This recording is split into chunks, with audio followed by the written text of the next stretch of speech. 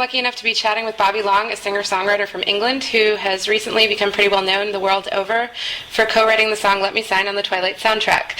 He's currently on his Dangerous Summer Tour, which is more of a fall tour at this point, and today he's in Nashville, but come Friday the 7th, he'll be in our humble state of Florida at the Dunedin Brewery just west of Tampa. How are you doing today, Bobby?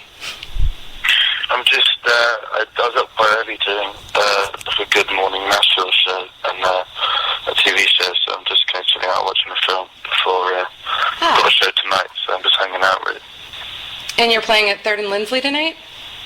Yeah, I am, yeah. Looking forward to it. It's going to be a good one, I think. So, yeah. That's good. So first off, since I'm with a publication geared towards readers in Florida, I wanted to address something I heard about you. Rumor has it you're quite a fan of our state and have a song called Girl from the Keys, which I assume is about a girl from the Florida Keys and not some other Keys. I kind of, I got, the first time I went to America was to Florida because my auntie and uncle put a little flat there, and I went there and it was about 21 or something, or 20. It was my first time in America, so it's got a fun place in my heart, Florida. I like it a lot. It's just, it's very beautiful. Have you been all over Florida? Have you visited the Keys? No, I haven't. I mean, we were going to play a show there, but it just didn't work out. So, but I'm hopefully going to go. I'm going to go in the next month or so, hopefully. Oh, that's good. Yeah. Since you spent a lot of time in America as of late, have you kind of just dove into our culture, you know, like roadside barbecue, Walmart at 4 in the morning, being a rude human being while driving, or has it been kind of a culture shock for you? And bonus points if you answer the question in your best American accent. I haven't really got a good amount. I can't really do American accent very well. I mean, I can do like comedy ones, but I kind of, I really love America. I kind of, like I said, I've been basically here for 4 of the last 6 months or something. It's stupid to say. And I've kind of got used to it. I mean, things still shock me, you know, shock me in a good way. You know, things still surprise me, but I think I've got my head around it now. It's funny going back to England, actually. No, so they're two very different places, but you know, good for different reasons. So, yeah. You recently spent some time in London recording another album, right? Yeah. I mean, it's real. I'm just halfway through recording. It's my first album, really. I mean, I recorded something before, which was just kind of a bootleg CD to give to people, but this is my first one, so I'm halfway through it now. Can you divulge what we might see on it? Any tracks that have made the final cut? Well, I mean, I'm not sure yet. I'm going to record a whole bunch of different songs, and then from that, you know, I'll choose them at the end. But it's going to be good. I think it's going to be a good experience, and it's going to be a good album, I think, as well. You know, I'm really happy. The producer's a great guy, and we got on really well, and I've got some really incredible musicians playing on it. So it's been a great thing so far. I look forward to getting back into the studio in January. So. I know there are a lot of people looking forward to it. When I found out that I was interviewing you, I immediately went to the Land of Dreamers, who are, as you know, a group of people who support you and your friends Marcus Foster and Sam Bradley. And I asked them if they had any questions for you, and I got so many emails from all over the world, and I picked a few to ask you, if you don't mind. Yeah, sure. No problem. Angela wants to know what your favorite book is and what the last book is that you've read. My favorite book?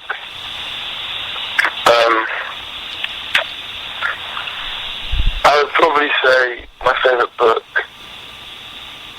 I don't know, it's difficult, that one, because, you know, it changes all the time. It's like calling your favorite film. Probably my favorite book is the Camp of Monte Cristo. I read that not so long ago, and I kind of fell in love with that. And the last book I read was a book, what was the last book? The Stranger. I read The Stranger. So that's the last two I read. That's my favorite one, yeah. Both Brittany and Amy, in separate emails, wanted me to ask, what is currently your favorite song to play live and why?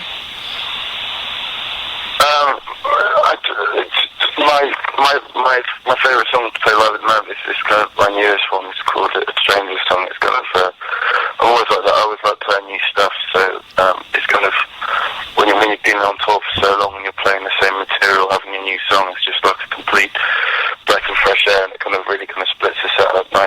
I would probably say my newest one, or any newest one, is always a good one to play. I have a question about a cover song real quick.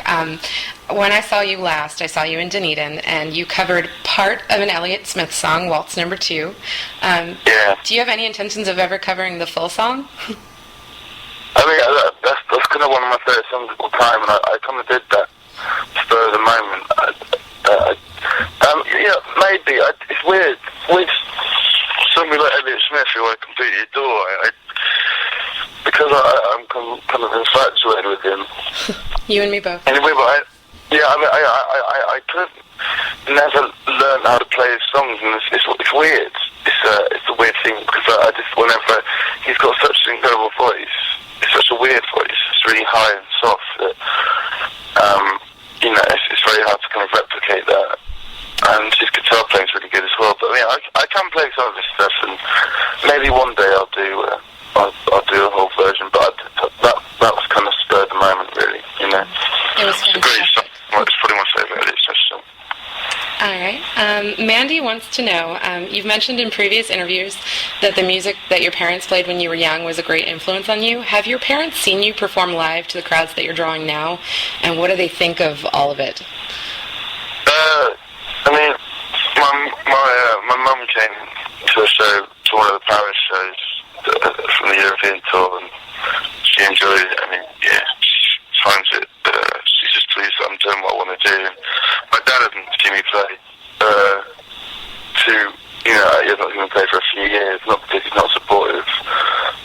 It's just that, I've been playing in London, and, I'm not that eager to have them come down, to perfectly honest, to my shows.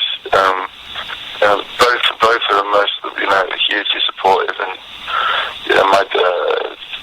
both of them have always said that I should do this, and I made no real issue with me. If I'd not gone to university, they would have been absolutely fine with it. I mean, they were that supportive of me doing. You did go to university, though, right? What's that, sorry? You did go to university? Yeah, no, I did, but I mean, if I hadn't gone, they wouldn't have minded. They would have been happy with me just doing, just traveling around playing my music anyway, so they're very supportive, but neither of them have seen me that much, but hopefully there will be the next few months.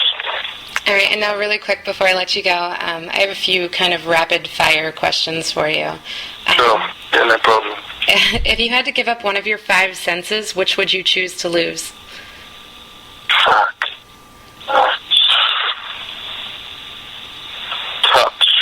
Touch, okay. If you could be reincarnated as anything, what would it be? A bird, probably. Some kind of big bird that nobody's going to mess with. What are 3 exciting or interesting things you brought with you in your suitcase to the United States? I mean, I don't know, I just kind of bring clothes and books. I don't even know what's in there. I mean, I didn't unpack it from last time, so I mean, there's some interesting stuff in there that I should probably take out and throw away. But I mean, nothing really to speak of. I've got a hammer. A hammer, okay. and a nail, just in case I buy a picture and want to put it up. What is the one thing you're always sure to do before you go on stage? The one thing I'm always what, sorry? You're always sure to do before you go on stage. I usually have a beer before I go on stage. So that's a good plan. And finally, my favorite question. If you were stranded on a desert island, who would you eat first? Marcus or Sam? Bloody hell. Sam. Why Sam? I share a house with Marcus, and okay. And Sam's got good skin. That's the weirdest question I've ever been answered. Awesome. I'm very proud to have that title. All right, well, thank you so much, Bobby. Bobby is playing at the Dunedin Brewery in Tampa on November 7th, and you can buy tickets online at www.dunedinbrewery.com.